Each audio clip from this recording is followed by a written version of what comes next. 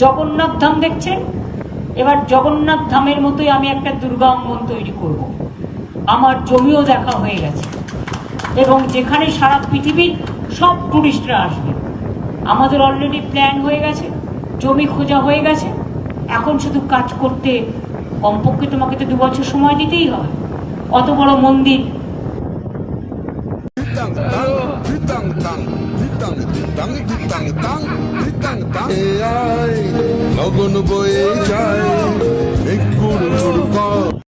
আপনারা শুনলেন দর্শক, আমাদের রাজ্যের মুখ্যমন্ত্রী মমতা ব্যানার্জি তেনার কাজের তৎপরতা আপনারা দেখলেন এবং এটাও দেখলেন কয়েকজন সাঁওতাল আদিবাসী মেয়ে এবং ছেলের সঙ্গে নিয়ে তিনি একটা নাচ গান অনুষ্ঠানে মেতে আছেন, এটাও আপনারা দেখলেন।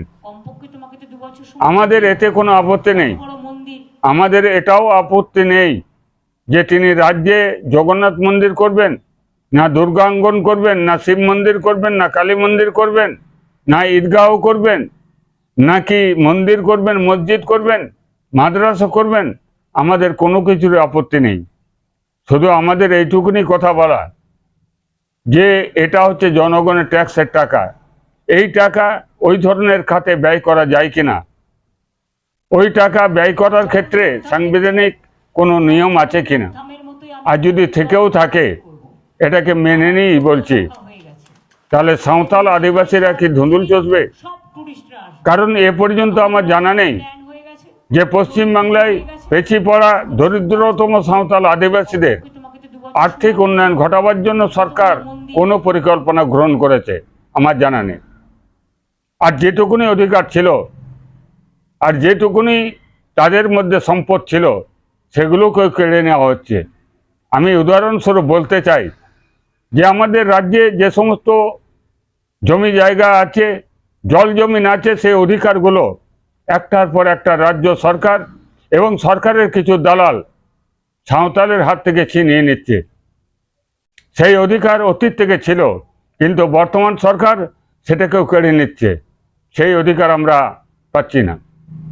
আপনারা দেখছেন অতীতের সরকার কিছু কাজ করে গিয়েছিল, দরিদ্রতম সাঁওতাল আদিবাসীদের ছেলেমেয়েরা যাতে অন্তত লেখাপড়া শিখে তাদের শিক্ষাটার উন্নয়ন ঘটাতে পারে, তাদের মাথায় যাতে চেতনা আসে, এই কাজটা করে গিয়েছিল।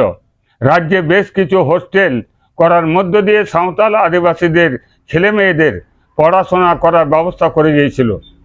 কিন্তু দুর্ভাগ্যের বিষয়, সেই হোস্টেল একটার পর একটা বন্ধ হয়ে গেছে।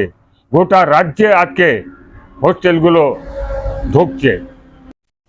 আমি শুধু আমার রাজ্যের মুখ্যমন্ত্রী মমতা ব্যানার্জির উদ্দেশ্যে এই প্রশ্ন ছুড়তে চাইছি, পেছিয়ে পড়া দরিদ্রতম সাঁওতাল আদিবাসীরা যে তিমিরে ছিল, এদেরকে আপনি কি সেই তিমিরেই রাখতে চাইছেন? এদেরকে গোলাম বানিয়ে রাখতে চাইছেন? এই প্রশ্নটা এই জন্যে করছি কারণ এ পর্যন্ত এই সরকার পেছিয়ে পড়া সাঁওতাল আদিবাসীদের আর্থিকগতভাবে উন্নয়ন ঘটানো হবে এই ধরনের পরিকল্পনা আছে বলে আমার জানা নেই।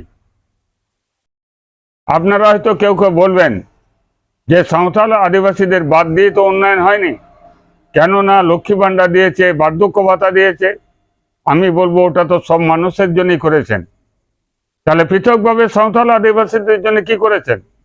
হ্যাঁ করেছেন, মাদল দিয়েছেন, ধ্বংসা দিয়েছেন, মদ দিয়েছেন, মাংস দিয়েছেন। ওটাও আবার সাঁওতাল আদিবাসীদের উন্নয়নের খাতে টাকা ব্যয় করে আনন্দ উৎসবের ব্যবস্থা করেছেন।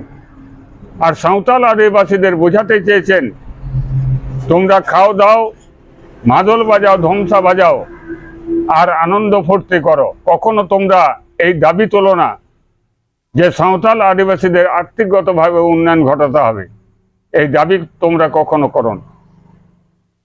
আর যদি বলি আমরা চাকরি ক্ষেত্র, চাকরির হাল আপনারা বুঝতে পারছেন।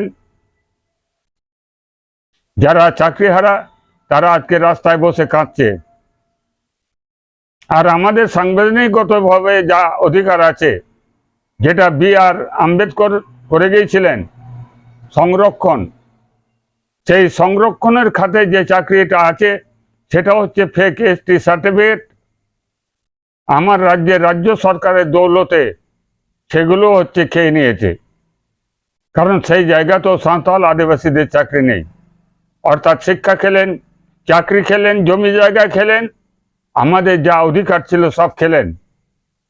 আর এরপরে শুধু হচ্ছে সাঁওতাল আদিবাসীদের গোলাম বানিয়ে রাখবেন, এই হচ্ছে আমাদের রাজ্যের রাজ্য সরকারের ভাবনা চিন্তা। আপনারা যারা হুদিস টিভি দেখছেন, আপনারা এই প্রতিবেদন শোনার পর আপনাদের গুরুত্বপূর্ণ মতামত আপনারা হুদিস টিভির কমেন্ট বক্সে অবশ্যই দেবেন। সকলকে হুদিস টিভির পক্ষ থেকে নমস্কার।